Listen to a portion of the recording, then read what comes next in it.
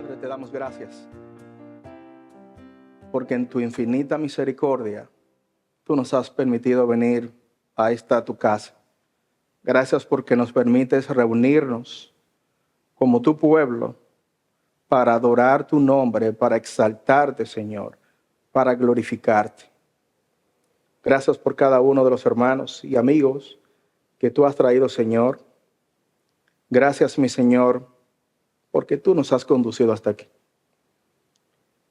Y gracias, Señor, porque como tu pueblo nos reunimos también con muchas otras iglesias en las cuales tu nombre es exaltado.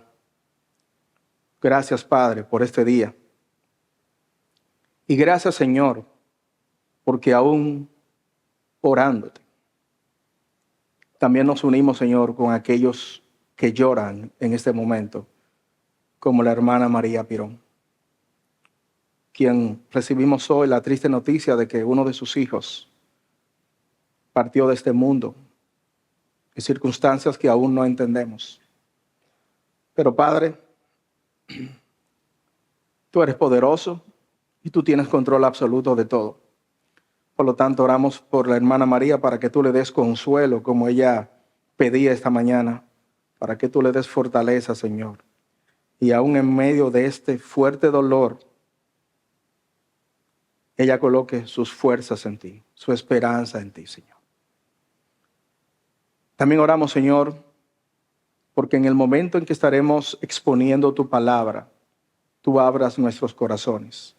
Que esta tu iglesia sea receptiva a tu mensaje.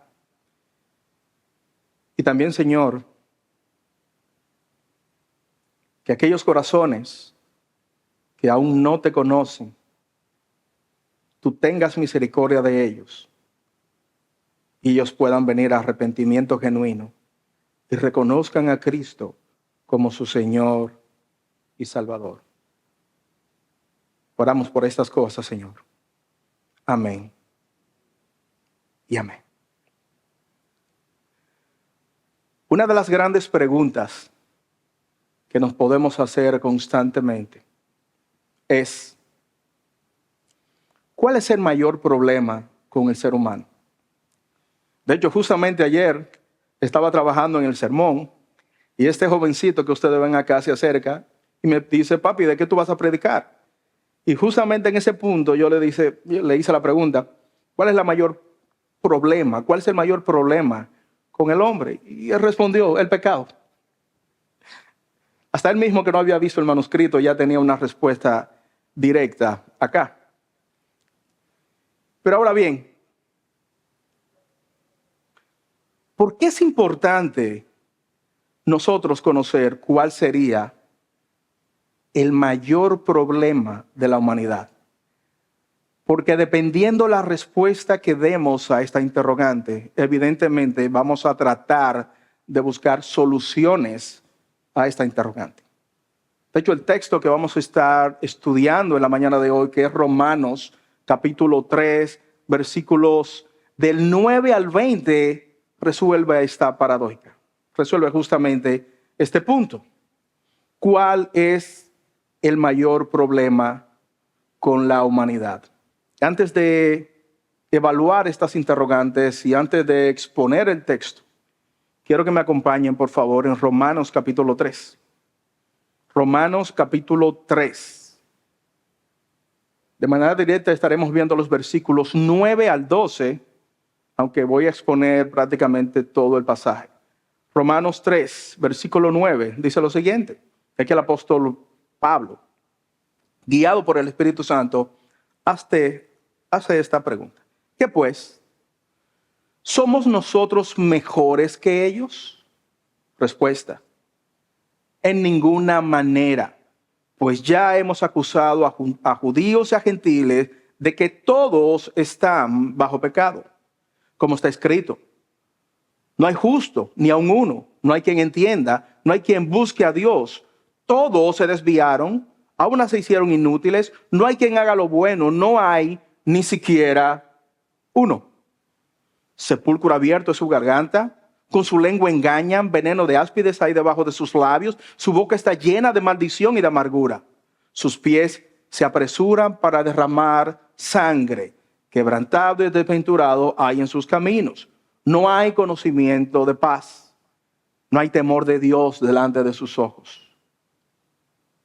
Pero sabemos que todo lo que la ley dice, lo dice a los que están bajo la ley, para que toda boca se cierre y todo el mundo quede bajo el juicio de Dios.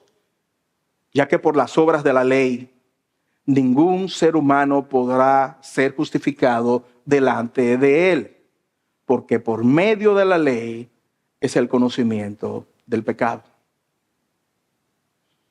Volvamos a la interrogante inicial. ¿Cuál es el mayor problema con la humanidad? Muchos filósofos, yo digo amén, hermano, a esa respuesta. Pero muchos filósofos y estudiosos de la conducta humana y profesores de historia han dado una respuesta diferente a la que mi hermano Carlos Riz acaba de dar. Él responde a la pregunta que el mayor problema de la humanidad es el pecado. Ahora, como dije inicialmente, otras personas han dado una respuesta diferente. Así que los medios y las soluciones que ellos han dado es completamente diferente. Por ejemplo, algunos dicen, el mayor problema de la humanidad es el conocimiento. Así que si el problema es el conocimiento, ¿cómo podemos resolver ese problema? Dando conocimiento.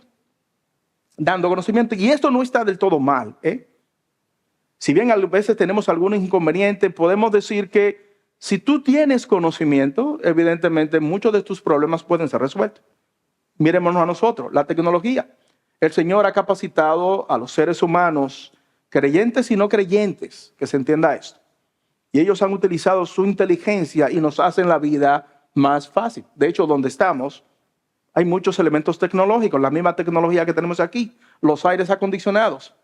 Coloca nuestra vida un poco más agradable. Así que si ellos dicen lo siguiente, si el problema es el conocimiento, vamos a dar conocimiento. Veamos ahora si esto es real con una situación verídica. Si tomo como un problema el consumo del tabaco, ellos dicen el problema es que como las personas no conocen el resultado de utilizar tabaco y cigarrillo, pues vamos a solucionar el problema. ¿Qué hemos hecho los seres humanos? Hemos colocado campañas publicitarias masivas donde se indique a la población que el consumo del tabaco es perjudicial para la salud.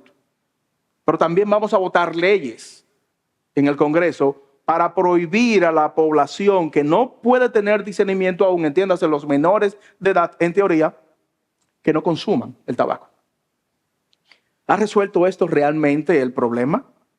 La población sabe que el consumo de tabaco es malo y que es una consecuencia directa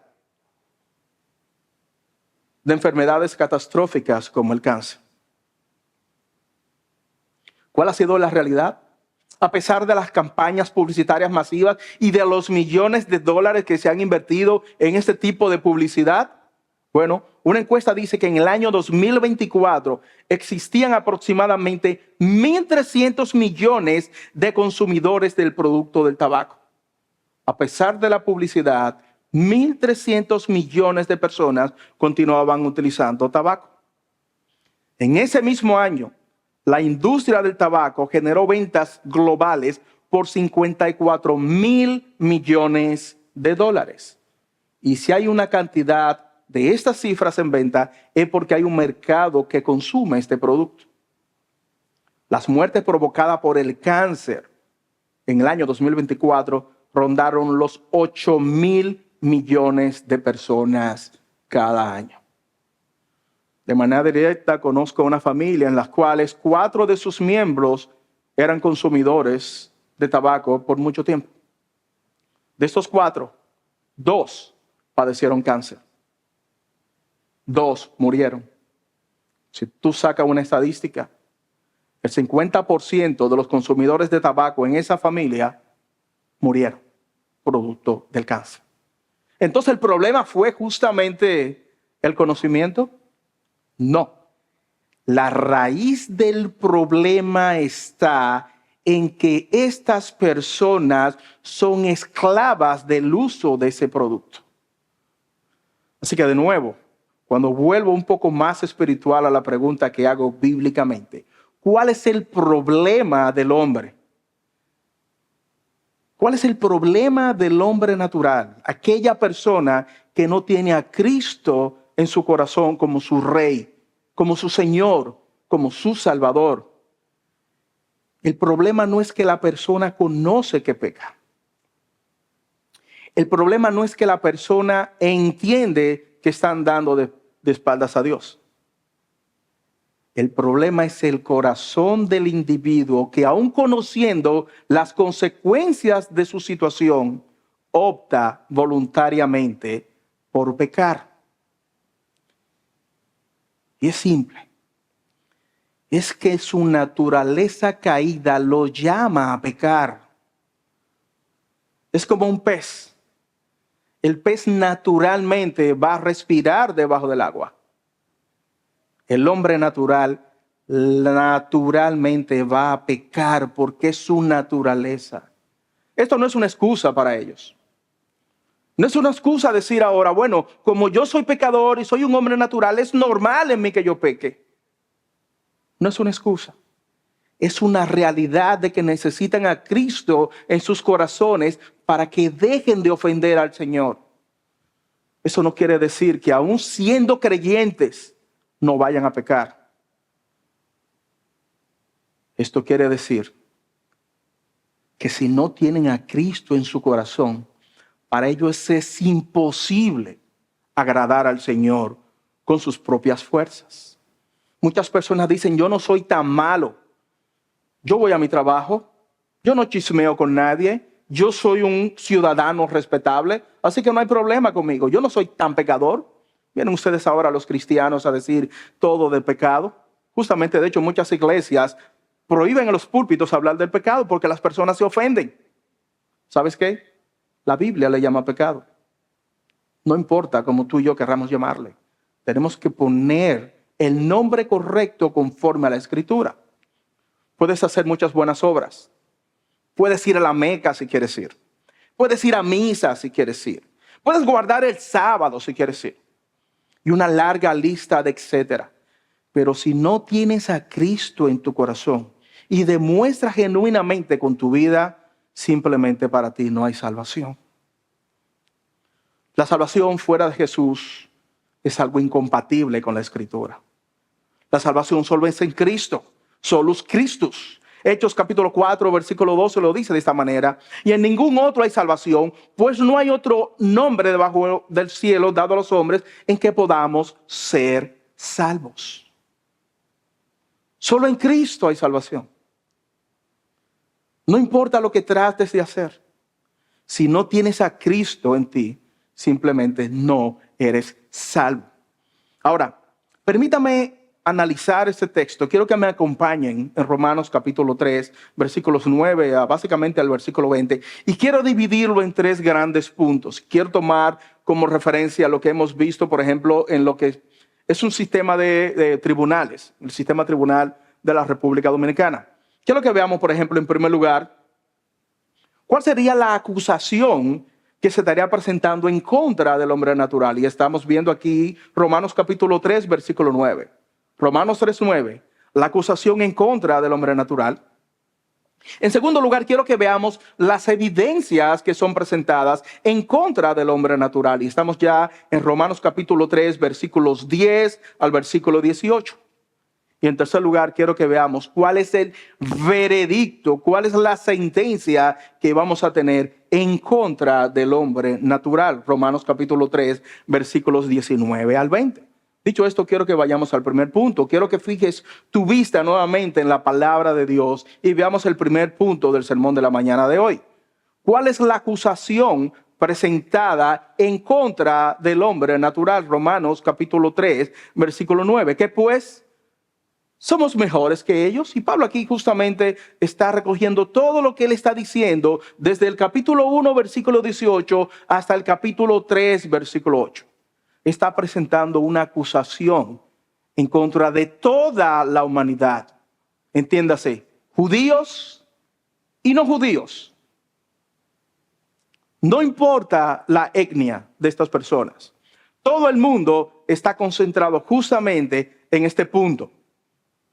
La respuesta que dice el texto es esta: de ninguna manera. Aquellos religiosos y no religiosos, nosotros no somos mejores que ellos.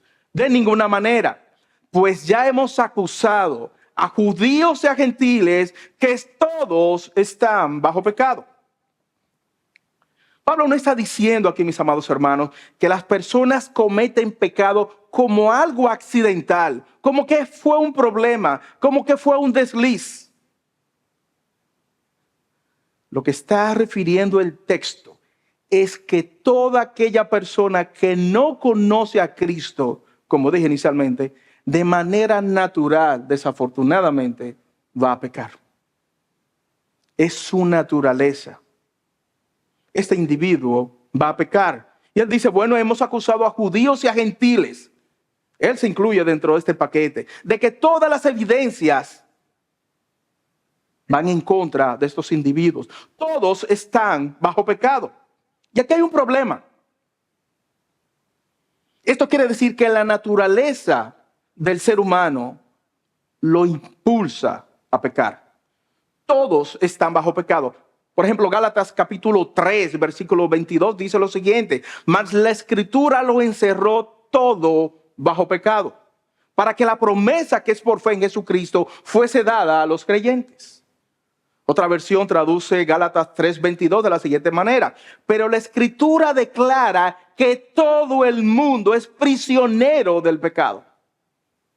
Aquí hay una sentencia global. Aquí hay una declaración universal. Toda la humanidad, absolutamente toda, está bajo pecado. La única persona que la Biblia claramente indica que no está dentro de este grupo de personas, adivinen quién fue. ¿El Papa? ¿El Santo Padre? ¿No? Pues entonces es pecador. ¿Mahoma? No. ¿Buda? No. Jesucristo, el justo, es el único que indica la Escritura que nunca cometió pecado. El único. Todos los demás hemos cometido pecado. Y aquí hay una declaración universal, como dije inicialmente. Esto quiere decir que el ser humano como tal, toda la raza humana radicalmente es corrupta, está totalmente depravada.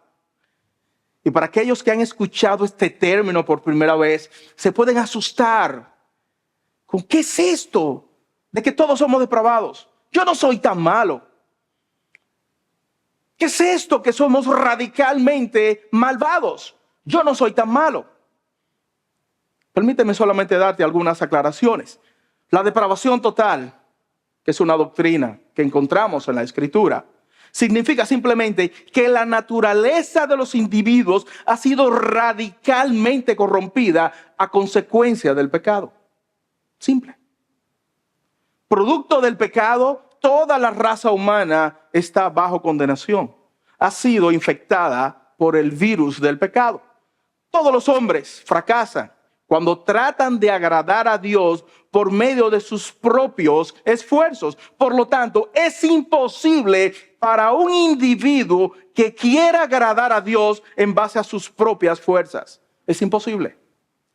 No importa las buenas obras que hagas. No importa lo bien que te comportes, no vas a agradar a Dios en base a tus buenos esfuerzos. No importa lo que hagas, querido amigo mío, no vas a agradar a Dios. Es justamente lo que establece esta doctrina. William Shedd, a final de 1800, dijo lo siguiente, y cito: la corrupción de la naturaleza es total. El hombre está inclinado completamente hacia el mal, y eso de forma continua. Esta condición no hace referencia al alto grado de pecado, sino a la absoluta ausencia de santidad. Y eso es lo que quiere decir con que la población completa es corrupta. Por más santos que creamos que somos, ante los ojos del Rey, ante los ojos del juez justo, no somos tan buenos. Ser radicalmente corrupto no implica que todo ser humano sea tan malvado como pudiera ser, o que ha hecho todo el mal que es capaz de hacer. No todos pecan del mismo grado. ¿Consideras tú que el asesinato es un pecado? ¿Quitarle la vida a otro ser humano es pecado? Déjame decirte lo siguiente, que si vives en Santo Domingo y andas un lunes al mediodía, es muy posible que te toque con uno de los buenos tapones que se arman aquí. O si llegas en la noche a tu casa y tú no tienes un parqueo reservado, es posible que otro de tus vecinos se parquee en tu parqueo. ¿Qué emerge inmediatamente de tu corazón? Amor y paz. O vas donde tu vecino con cara airada y hasta lo ofendes. La Escritura establece que si te enojas contra tu hermano, has pecado de homicidio. Así que eres homicida. Aunque físicamente no le quitaste la vida a esa persona. ¿Viste? 2 ejemplos. Una persona que directamente le quita la vida a un individuo y tú que te airaste contra un individuo. Los dos, no hay santidad en ambos. Ser radicalmente corrupto no implica que el hombre natural no pueda discernir entre el bien y el mal. Esto no quiere decir que todos nosotros tenemos la mente completamente cerrada y no podemos establecer qué es bueno y qué es malo. Simplemente que somos naturalmente malvados. Muchos de ustedes se asombrarán y verán con stupor, verán con una situación, con una sensación de negación total y objeción total cuando vemos que una madre le quita la vida a su niña de 12 años. Es imposible. En la mente de un ser humano civilizado esto es simplemente imposible. Y toda la sociedad, no importa que sea creyente o no creyente, para los individuos es simplemente imposible. Esto no puede pasar.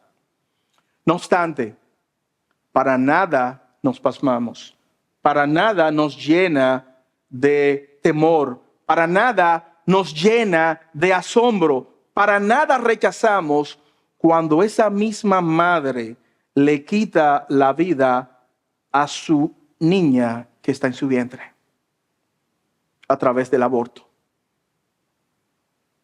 Decimos, bueno, eso es su cuerpo, puede hacer lo que quiera con su vida. Total, comenzamos a inventar teorías y decimos, no es un ser humano. Así que todavía como no ha nacido, no es un ser humano, perfectamente le puede quitar la vida a esa persona. Eso es un trozo de carne simplemente. ¿Vieron? La misma situación. Una conducta completamente diferente y sanciones diferentes dependiendo de cómo estamos viendo. Somos completamente malvados como sociedad. Herman Bavinck dice en 1909 lo siguiente: es cierto que la semilla del mal está incrustada en el corazón de todo ser humano, y cuanto más aumentamos el conocimiento de nosotros mismos, más reconocemos la verdad de que por naturaleza somos propensos a odiar a Dios y a nuestro hermano. Somos incapaces de todo bien, estamos inclinados de todo mal. J. I. Packer resume esta doctrina de la siguiente manera: nadie es tan malo como podría serlo, mientras que por otra parte ninguna de nuestras acciones son tan buenas como deberían de serlo. Al final del día, lo que dicen, lo que vemos en la Escritura, es que justamente el hombre es malvado en su corazón. No importa la etnia, no importa el tiempo. Al final del día, si no tenemos a Cristo en nuestros corazones, somos hombres naturales y hay una sentencia que pesa sobre nosotros. La acusación está presentada. El apóstol Pablo ya le está escribiendo a la iglesia de los hermanos en Roma. Y él establece como fundamentos justamente toda la evidencia que él ve en la sociedad de aquellos tiempos e históricamente, pero también con una visión futurista. Porque lo mismo que estaba ocurriendo en esas situaciones y en esas sociedades está ocurriendo hoy en día. Romanos capítulo 1 y Romanos capítulo 2 demuestran todo esto. Y como consecuencia de la maldad del hombre, en el pasado, Dios estableció juicios. Juicios a través del diluvio universal. Juicios a través de la destrucción de sociedades corruptas como Sodoma y Gomorra y otras más. Juicios a la sociedad de Egipto a través de las plagas y muchos otros eventos del pasado. En el futuro, el Señor también traerá juicios a través de las tribulaciones que vendrán y a través de todos los eventos que vemos acá revelados en el libro de Apocalipsis. Pero ¿qué pasa en el presente? Por así decirlo, ¿está Dios de brazos cruzados en contra de la maldad del hombre? No, sino que justamente Pablo establece en el libro de Romanos capítulo 1, versículo 18 en adelante, que actualmente Dios está colocando su juicio a través de la humanidad, restringiendo, por así decirlo, permitiendo que el ser humano dé rienda a la maldad que hay en ellos. Ante el cúmulo de evidencia que apuntan a la existencia de un Dios creador, ¿qué pasa con las personas? No le dan gloria a Dios, ni le dan gracias a Dios. Sus corazones se han llenado de orgullo, ellos se han inflado, se envanecen en sus razonamientos y dicen, no hay Dios. Dios no existe. Dios permite eso. En su soberanía Dios lo permite, como una evidencia de juicio en contra de la sociedad. Hemos llegado a un grado de maldad tal y a una insensatez tal que en vez de adorar al Dios inmortal, ¿qué hacemos? Creamos ídolos con nuestras manos. Y como raza humana nos postramos ante esos ídolos diciendo, tú eres mi Dios. Pasó en Egipto, pasó con Israel y pasa hoy en día también con las sociedades humanas. Dios ha removido su restricción divina, permitiendo que el hombre dé rienda suelta a su maldad. Él ha quitado las barreras morales en algunos casos y permite que los hombres ejecuten sus malos deseos con corazones corruptos, haciendo con ellos obras vergonzosas. Al no tener restricción moral, ellos mismos van camino a la autodestrucción. Estos individuos van tras las pasiones vergonzosas, a tal grado que las mujeres han dejado el uso natural de la mujer y se encienden en pecado con otra mujer. Lesbianismo. Los hombres, justamente por su desenfreno moral, hacen exactamente lo opuesto.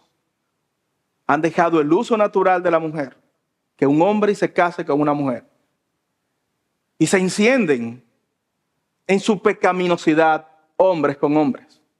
Estamos hablando de la homosexualidad. Y por esto que Romanos establece que Dios lo entregó a una mente reprobada para que ellos hagan lo que no conviene. Ellos están llenos de injusticia, están llenos de inmoralidad sexual, están llenos de perversidad, de avaricia, de maldad, están llenos de envidia, están llenos de homicidios, están llenos de pleitos, de engaños. Son murmuradores, detractores, aborrecedores de Dios, son injuriosos, son soberbios, son altivos, inventan males. Son desobedientes a los padres, son necios, desleales, insensibles, implacables e inmisericordios. Eso es lo que está en el corazón del ser humano. Esa es la tendencia natural del hombre natural. Esa es la tendencia de todo aquel que no ama a Cristo, que no tiene a Cristo en su corazón. Y es por esto que Pablo justamente dice al final, en el capítulo 3, versículo 9, en adelante lo siguiente. ¿Somos nosotros mejores que ellos? No. Hemos establecido la acusación justa en contra de la raza humana. No importa la estirpe, sea judío, sea griego, todos están bajo pecado. Todos han fallado. Ninguno de ellos puede ser considerado justo conforme al estándar de Dios. Por lo tanto, nadie, absolutamente nadie, tiene las calidades morales para demandar de Dios la absolución de sus pecados en base a sus propios términos. Yo soy tan bueno que tú, Dios, tienes que darme la salvación porque me la he ganado. Algunos creen esto. Estudiando la Escritura, y si el Señor tiene misericordia de ellos y le abre el entendimiento, entenderán que están caminando de manera errada. Esta mancha del pecado, esta mancha de la maldad inició en Génesis 3. Cuando el Señor de manera clara dice, no comerán del árbol de la ciencia del bien y del mal.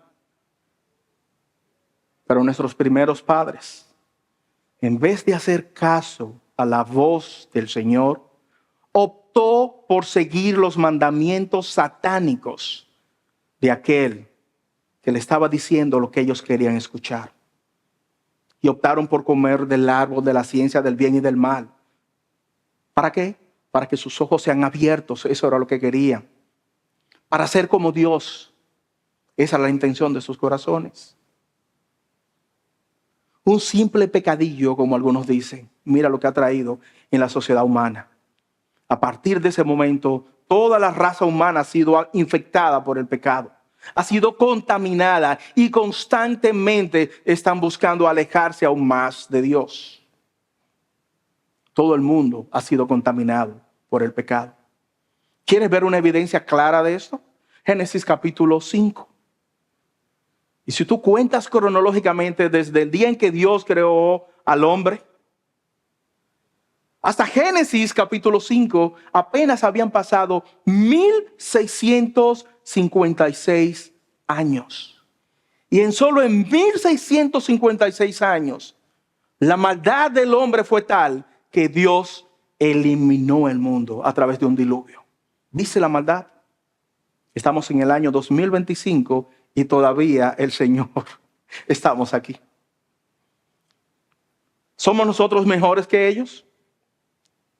Simplemente la gracia del Señor está con nosotros. Simplemente la gracia del Señor está sobre nosotros. Permíteme darte un ejemplo de la Escritura. El profeta Isaías registra la baja moral y la condición religiosa paupérrima que existía en el pueblo de Israel. Algunos se habían alejado del Señor y habían profanado la religión pura, adorando falsos ídolos como Baal. Mientras que otros del pueblo sacrificaban la vida al falso dios Moloch. ¿Cuál fue la sentencia del Señor a través del profeta Isaías? Isaías capítulo 1, versículo 4 dice: oh gente pecadora, pueblo cargado de maldad, generación de malignos, hijos depravados. Dejaron a Jehová, provocaron a ira al Santo de Israel, se volvieron atrás. ¿Cómo lo llamó el Señor? Malvados, corruptos de corazón, idólatras, depravados. Esa es la condición. Esa es la acusación de la Escritura en contra del hombre natural. Esto es lo que vemos en la Escritura. Esto es lo que Pablo está haciendo referencia. Pero luego de haber visto la acusación formal, les invito, mis hermanos, que veamos cuáles son las pruebas que el texto está enseñando en contra del hombre natural. Los versículos 10 al 18 justamente nos presentan esta acusación. Permítame solamente ir en detalle en los primeros dos versículos. Romanos capítulo 3, versículo 10. Quiero que fijes tu vista nuevamente al texto. Romanos 3:10. ¿Qué dice el texto? ¿Cómo está escrito? Y aquí Pablo está citando al Antiguo Testamento. En pocas palabras, la acusación no es nueva. Las evidencias que se está presentando no es nueva. Ya desde el Antiguo Testamento el Señor está hablando al pueblo. Y aquí en el tiempo en que Pablo está hablando, exactamente las mismas evidencias están en contra del hombre natural. Como está escrito: No hay justo ni aún uno. No hay justo. No hay alguien en el mundo completo que cumpla los estándares de Dios para ser considerado justo en base a sus propios méritos. No hay justo. No hay ni un uno. Por siglos, el Dios de los cielos está llamando al hombre pecador a que se arrepienta. Y el hombre pecador lo que hace es constantemente buscar excusas y alejarse del Señor. Mira lo que dice Isaías capítulo 55, versículo 7. Deja el impío su camino y el hombre inicuo sus pensamientos. Vuélvanse a Jehová, el cual tendrá de él misericordia, y al Dios nuestro, el cual será amplio en perdonar. Por siglos, el Dios de los cielos está llamando al hombre a que se arrepienta, a que deje sus malos caminos y se vuelva a Jehová. Pero ¿qué vemos en la sociedad? ¿Qué vemos normalmente en el hombre natural? ¿Viene por sus propios pies al Señor? No, constantemente está dando excusas para no venir a sus pies, pero no conoce toda la realidad. No se está dando cuenta que sobre su cabeza pesa una sentencia. Y no se está dando cuenta que si parte de este mundo sin Cristo, pagará por siglos, por las eternidades, estar alejado de Dios y sufriendo castigo por la eternidad. Cuando la Biblia dice que no hay justo, hace referencia a que ninguna persona puede satisfacer las exigencias de Dios. Por lo tanto, el justo es aquel individuo que perfectamente cumple la ley de Dios. Es aquel que de manera directa, es aquel que de manera apasionada, es aquel que de manera amorosa cumple con la ley de Dios. Pero la Biblia dice lo contrario. No hay justo. No hay ni un uno. No hay un solo individuo que nunca haya pecado. Permíteme hacerte una pregunta, hermano. ¿Eres tú aquel justo que establece la Escritura que nunca ha pecado? No quiero que levantes la mano. Pero quiero que te hagas esa pregunta a ti mismo. ¿Tú nunca has pecado? Si respondiste en tu conciencia, yo nunca he pecado, has cometido otro pecado, eres un mentiroso. Al final del día todos hemos pecado. Por eso la Escritura dice, no hay justo ni aun uno. Ahora, permíteme darte un pequeño examen. Quiero que hagas una pequeña autoevaluación de tu vida. Y mis hermanos diáconos les van a repartir algunos exámenes al final del culto para que ustedes mismos se evalúen. Quiero que vayan a Éxodo capítulo 20, versículo 3. Éxodo 20, capítulo 3. Y vamos a ver algunos de estos mandamientos. Veamos el primero. No tendrás dioses ajenos delante de mí. Eso es la ley. No tendrás dioses ajenos delante de mí.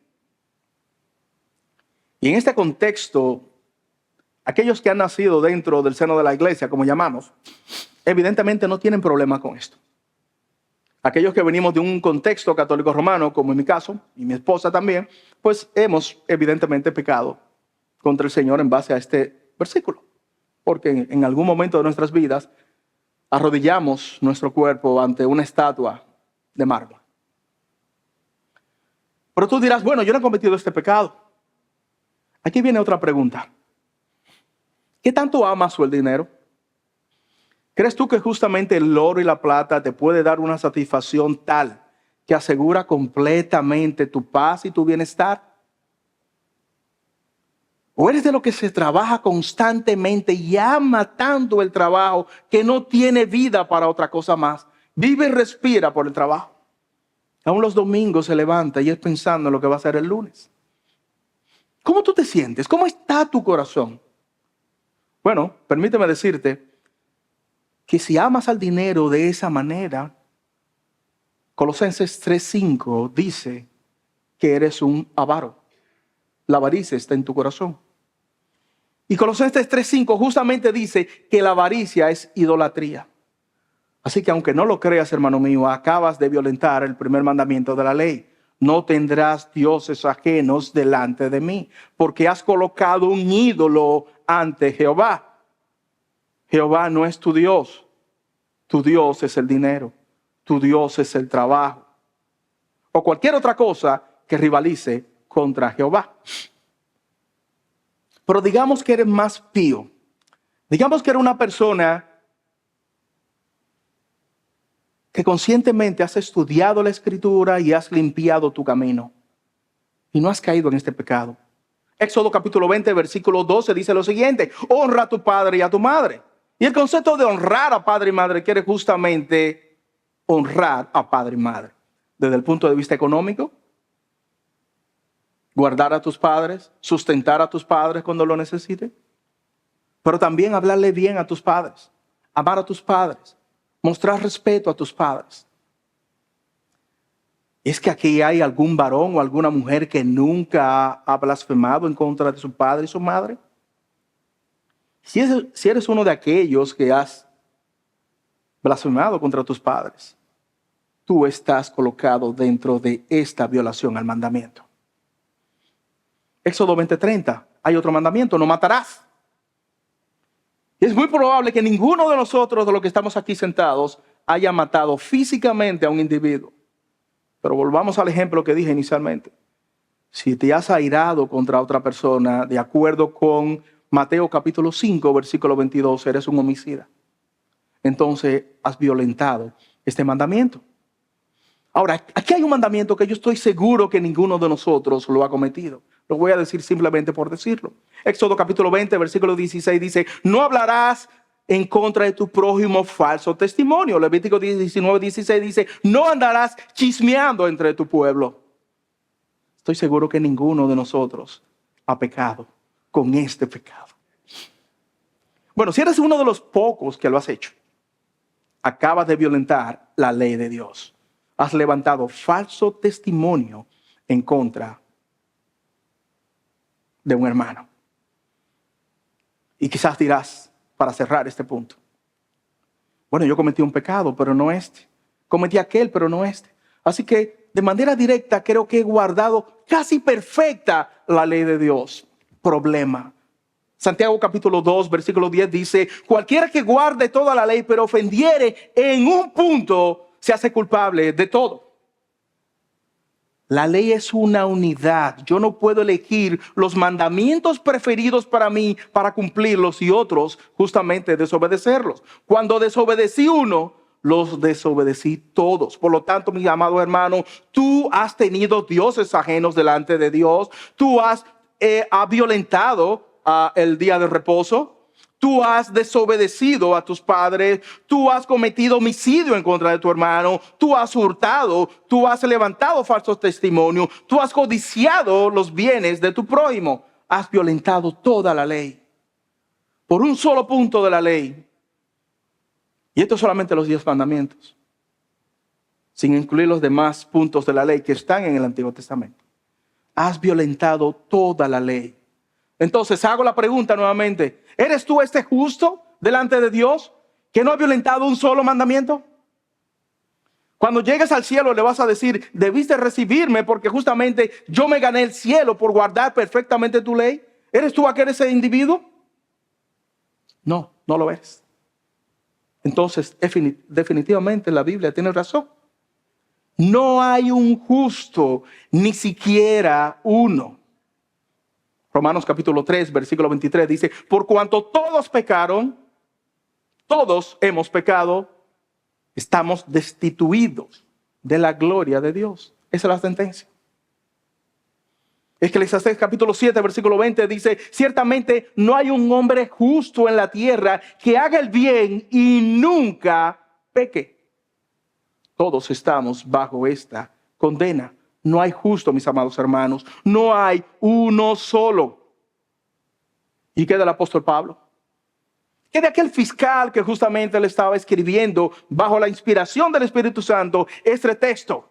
¿Este fue justo? No. Ese mismo hombre escribió lo siguiente, Romanos 7, versículo 19. Por lo tanto, no hago el bien que quiero, sino el mal que no quiero, eso hago. Y si hago lo que no quiero, ya no lo hago yo, sino el pecado que mora en mí.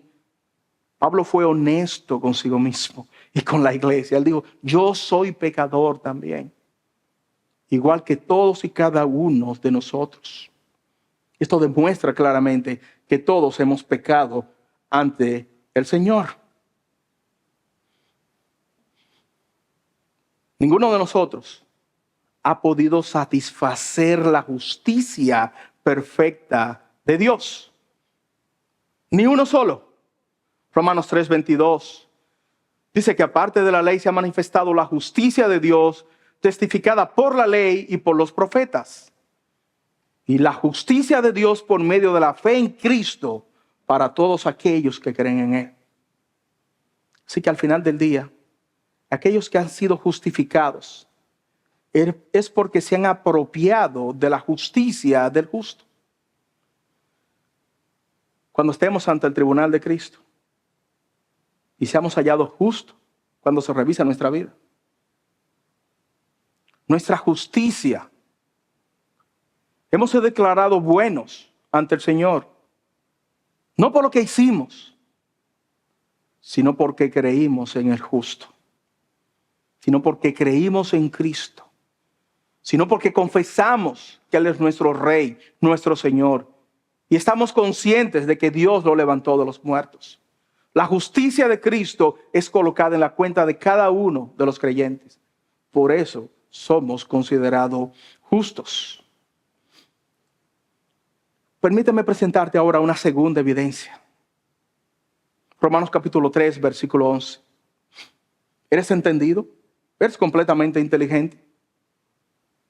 Romanos 3:11 dice lo contrario.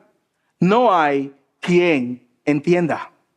Todos tenemos el entendimiento entenebrecido. Estamos ajenos a la vida de Dios por la ignorancia que hay. Efesios capítulo 4, versículo 18.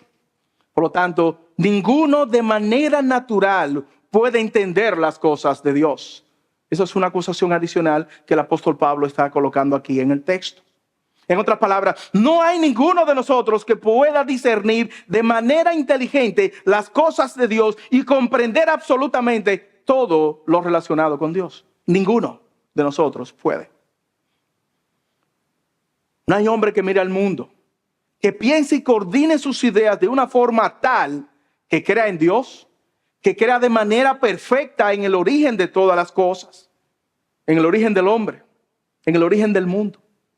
Como hemos visto, mis hermanos, el pecado ha corrompido por completo todo el ser humano, todos los afectos del ser humano, cuerpo, alma, corazón, toda su vida, toda manera de proceder, todos sus pensamientos están corrompidos por el pecado. Eso es lo que establece justamente la Escritura. Le es imposible al hombre natural conocer la voluntad de Dios, por lo tanto le es imposible que conozca perfectamente a Jesús, si no es que Jesús justamente lo llama a sus pies.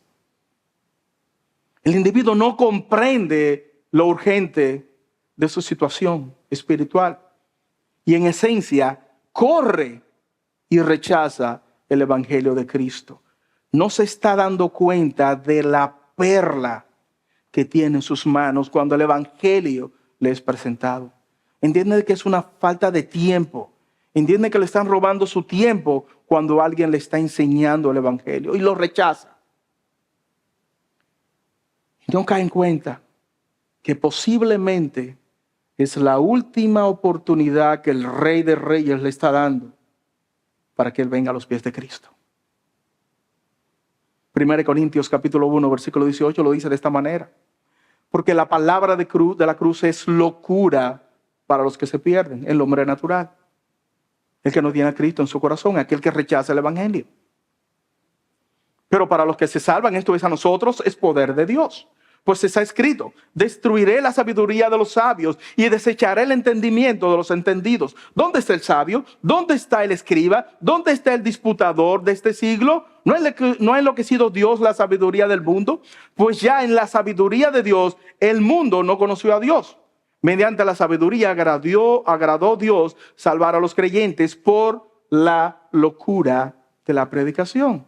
Los evangélicos son unos locos, sí, somos locos. El texto lo dice. Porque los judíos piden señales y los griegos buscan sabiduría, pero nosotros predicamos a Cristo crucificado. Para los judíos ciertamente tropezaderos y para los gentiles es locura. Ellos decían, es imposible que tú me estés hablando de Dios si tú dices que murió. Y esto es una locura lo que tú me estás diciendo.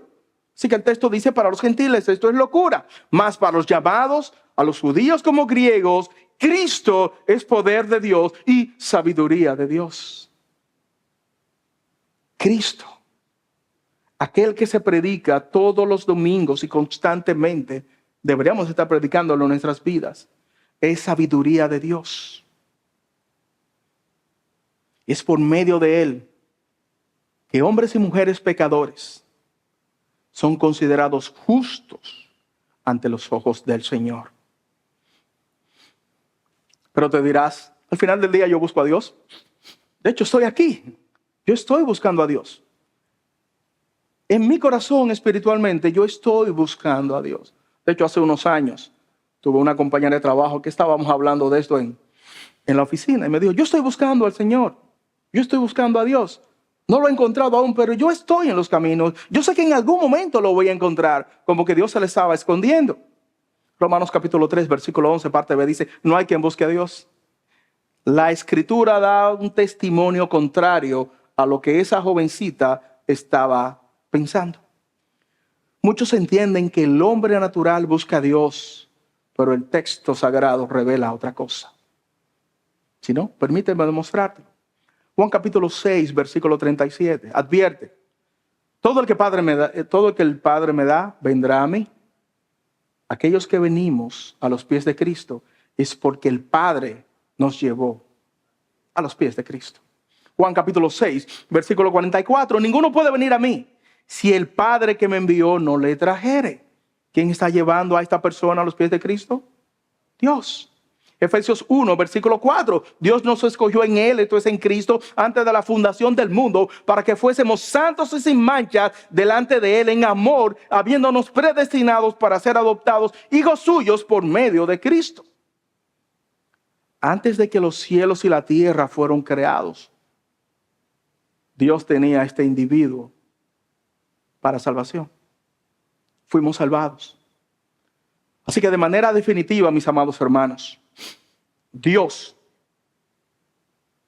orquestó el día, la hora, el segundo, la circunstancia en la cual el evangelio te fue predicado, y en ese momento Dios colocó en ti el Espíritu Santo para que abriera tu entendimiento y recibieras a Cristo como Salvador y Señor. Fe salvífica fue colocada en tu corazón, no porque fuiste más inteligente que los demás, sino por un acto de amor de Dios hacia ti. ¿Lo quieres ver? Hechos capítulo 16, versículo 3. Lucas narra lo siguiente. Un día de reposo salimos a la puerta, junto al río, donde solían hacerse la oración, y sentándonos hablamos a las mujeres que se habían reunido. Estaban predicando. Y había mujeres que estaban ahí reunidas. Entonces una mujer llamada Lidia, vendedora de púrpura de la ciudad de Tiatira, que adoraba a Dios, estaba oyendo. Y el Señor abrió el corazón de ella para que estuviese atenta a lo que Pablo decía. ¿Era Lidia una supermujer que estaba enfocada en la predicación del evangelio? No.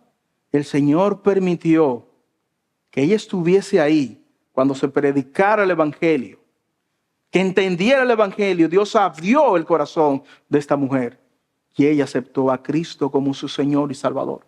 Lo mismo pasa con todos y cada uno de nosotros. Dr. John MacArthur dice lo siguiente, y cito: la naturaleza del hombre es tan corrupta, volviendo al punto, que no tiene el deseo ni el poder de venir a Cristo, a menos que el Espíritu Santo lo traiga. Fin de la cita. Al final del día, todo el proceso de traer a un individuo a los pies de Cristo es llevado por el Señor. Esto no quiere decir que el hombre no tenga la responsabilidad también. La salvación no dependerá de él. Pero su corazón corrupto, su corazón entenebrecido, su corazón como piedra, también trabajará y vendrá a los pies del Señor. Pero si se niega, él es responsable de la perdición eterna que va a tener. Permíteme darte una cuarta cita, una cuarta evidencia para ir cerrando. Romanos capítulo 3, versículo 12. Todos se desviaron, aún se hicieron inútiles. No hay quien haga lo bueno, no hay ni siquiera uno. Lo mismo nuevamente, todos se desviaron, todos se han corrompido. No hay quien haga lo bueno ante los ojos del Señor. Salmo 14, versículo 3. Todos se han desviado, es decir, todos eligieron un camino de manera voluntaria contrario a los caminos del Señor. No hay quien busque a Dios. Todos claudicaron en su forma de andar. Todos se han corrompido. Todos tienen ideas que tropezan. Todos tienen ideas descompuestas. Lo que dice el texto, su forma de pensar son podridos. Es algo putrefacto. Es algo que es apestoso ante los ojos del Señor. Ese es el camino del hombre natural. Ese es el camino de aquel hombre que no camina, que no viene conforme a los caminos del Señor. Hay otras evidencias adicionales, no voy a pasar mucho tiempo en ella por cuestión de tiempo. En Romanos capítulo 3, versículo 13 dice, sepulcro abierto es su garganta. Cuando estamos hablando de un sepulcro abierto, lo que está ahí es justamente emanando pestilencia. Lo que viene de un individuo, no necesariamente que tenga un mal olor, es que lo que sale de esta persona corrompe y destruye. Versículo 14, su boca está llena de maldición, de amargura. También son violentos en el versículo 14 y así por el estilo. Eso es lo que vemos. Romanos 3, versículo 18. Y aquí está la clave del problema. ¿Por qué el hombre natural actúa como el hombre natural? ¿Por qué la persona rechaza al Señor? Romanos 3, versículo 18. No hay temor de Dios delante de sus ojos. No presentan reverencia al Señor. Desafían la autoridad del soberano. Desafían la autoridad del Rey de Reyes. Por esto, ellos no vienen a los pies de Cristo. Pero luego que se ha presentado la queja formal, la acusación, luego que han sido presentadas las evidencias ante el juez, ¿qué usted cree? ¿O cómo usted cree que vendrá la sentencia contra el hombre natural? ¿Libre de culpas? En el proceso de juicio se demostró que las pruebas no eran suficientes, como pasa en la justicia dominicana. No, el texto lo enseña de manera definitiva. Aquellos que aún no han aceptado a Cristo en su corazón, es bueno que presten atención a la sentencia que está aquí en el texto. Romanos 3, versículo 19. Pero sabemos que todo lo que la ley dice, lo dice a los que están bajo la ley, para que toda boca se cierre y todo el mundo quede bajo juicio ante Dios. Si tú eres de lo que piensa igual que yo, cuando era un hombre natural, y entendía que por mis habilidades del derecho, me iba a presentar ante el juez justo. Y en el juicio del gran trono blanco, yo iba a colocar mi causa ante él. Iba a decir que yo era bueno y que yo podía salir de ese juicio en base a mis primeros méritos adecuados. El texto dice lo contrario a lo que yo pensaba en aquellos días. Para que toda boca se cierre y todo el mundo quede bajo el juicio de Dios. Y si eres de aquellos que crees que por las buenas obras que has hecho serás declarado justo sin Cristo en tu corazón, Romanos capítulo 3, versículo 20 concluye con la sentencia. Ya que por las obras de la ley, ningún ser humano será justificado delante de él. Por las obras de la ley, por las buenas obras que haga, por lo que tú crees que estás cumpliendo, por las veces que tú vienes al templo, o por todo lo bueno que tú crees que tú hagas, si crees que ese es tu caso y crees que estas son evidencias suficientes para que el Señor te absuelva del castigo eterno, mira lo que dice el texto. Por las obras de la ley, por las obras de la ley, nadie será justificado delante de Dios. ¿Cuál es la conclusión entonces? ¿Cuál es el problema del hombre? El pecado, como dijo mi hijo y como dijo Carlos. Porque somos esclavos del pecado.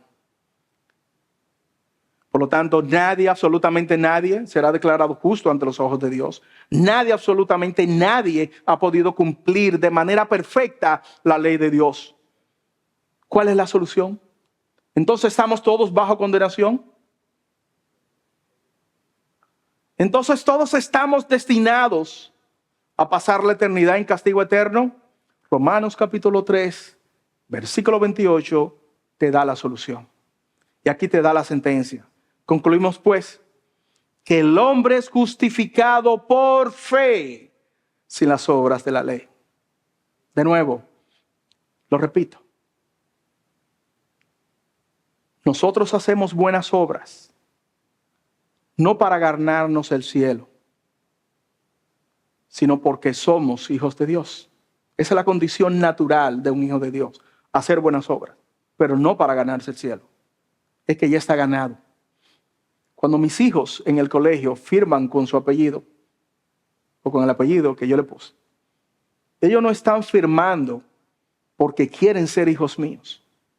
Ellos están firmando con ese apellido como una condición de que son hijos míos. Por lo tanto, el creyente que hace buenas obras, las hace porque es una evidencia tangible de que es un hijo de Dios. No para ganarse el cielo, es porque son ya ciudadanos del cielo. Versículo 28, concluimos pues que el hombre es justificado por la fe sin las obras de la ley, porque Dios es uno y Él justificará por la fe a los de la circuncisión, a los judíos, y por medio de la fe a los de la incircuncisión, a los gentiles, el resto de la humanidad. ¿Cuál es la conclusión del problema? Entonces, somos salvos solo por fe. Solo por Cristo, única y exclusivamente. Esta es la conclusión de la sentencia. El hombre natural tendrá una sentencia de peso en su contra. Serán declarados completamente apartados del Señor. Serán apartados aquel día. Y su condena es ir a juicio eterno. Libro de Apocalipsis. Los creyentes serán declarados justos, no por sus buenas obras, sino porque tienen a Cristo como su Señor y Salvador. Quiero en este momento, iglesia, que cierren sus ojos, por favor.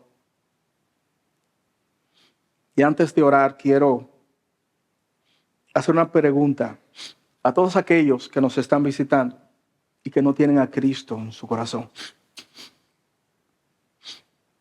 Amigo, amiga, tú que has escuchado el Evangelio, tú que conoces cuál es la condición del hombre natural en la cual tú estás. Si no conoces a Cristo, si no tienes a Cristo en tu corazón, si no has confesado con tu boca que Jesús es el Señor, si no has creído de manera definitiva que Cristo está vivo, que fue resucitado con poder por el Espíritu Santo, entonces eres un hombre natural. Ya conoces la sentencia que pesará sobre ti. ¿Qué harás tú? Estás aquí hoy entre nosotros, o posiblemente tienes mucho tiempo ya entre nosotros y no has entregado tu vida a Cristo. No creas, amigo o amiga, que por el hecho de venir religiosamente todos los domingos escaparás a la ira del juez justo. No, porque la salvación no es por venir a la iglesia, es por recibir a Cristo en tu corazón. La Escritura establece, Salmos 95, versículos 7 al 8, que si oyeres hoy su voz como hoy la has escuchado, no endurezcas tu corazón. Has escuchado el Evangelio, has escuchado las buenas nuevas y has escuchado las consecuencias y el castigo que vendrá sobre ti si no aceptas a Cristo. No es tratando de colocar terror en tu vida. Es retractando una realidad de lo que va a ocurrir en ti. Si estás aquí, es posible que un familiar te haya traído.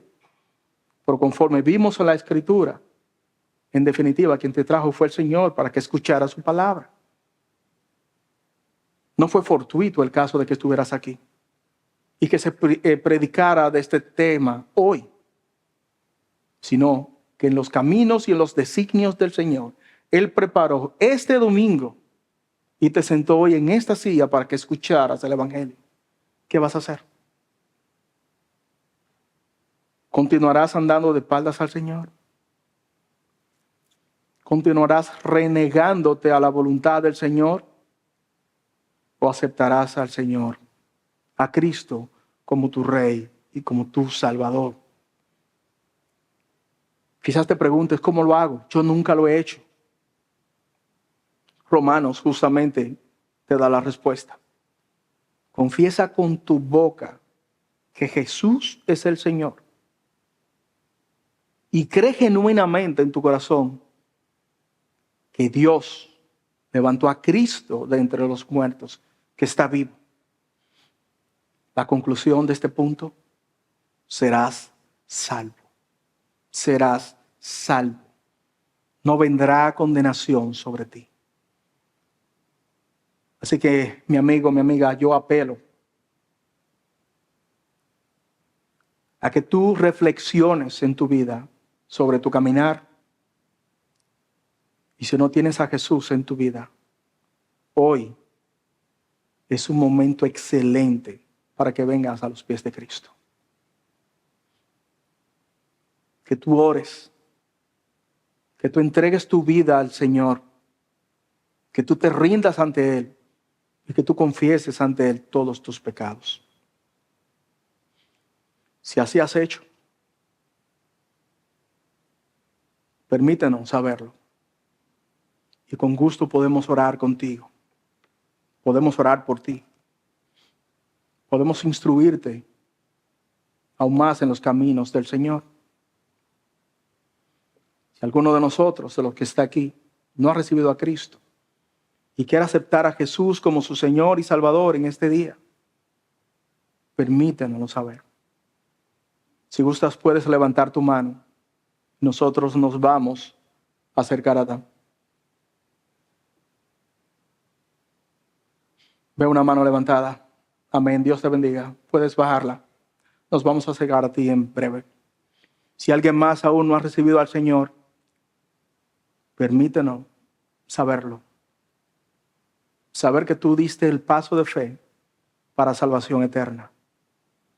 O si en algún momento te sientes intimidado y no quieres levantar la mano, pues comenta a la persona que te trajo, con quien viniste. Y dile: yo recibí al Señor Jesús y quiero estar entre los elegidos del Señor. O acércate a nuestro pastor Yadín o a alguno de los diáconos y conversa con nosotros cuando el servicio termine. Vamos a orar, mis hermanos, para dar gracias al Señor a través de este tiempo. Mi Rey, mi Señor, Padre eterno, te damos gracias. Te damos gracias por el privilegio que nos has dado de exponer con claridad tu palabra. Te damos gracias, Señor, también por aquella alma que aceptó a Cristo como su Señor y Salvador. Te pido, Padre, que este accionar de esta persona sea para salvación genuina, no por intimidación, sino por una real convicción. Oramos desde ya por su vida, por su crecimiento espiritual y para que tu Padre trabajes en su vida, limpie sus caminos y dé frutos dignos de arrepentimiento. También oramos por aquellos, Señor, que aún de manera directa no han recibido a Cristo como su Señor y Salvador. Ten misericordia de sus vidas y permite, Señor, en tu tiempo que acepten a Cristo como su Señor y Salvador. En Cristo Jesús oramos. Amén.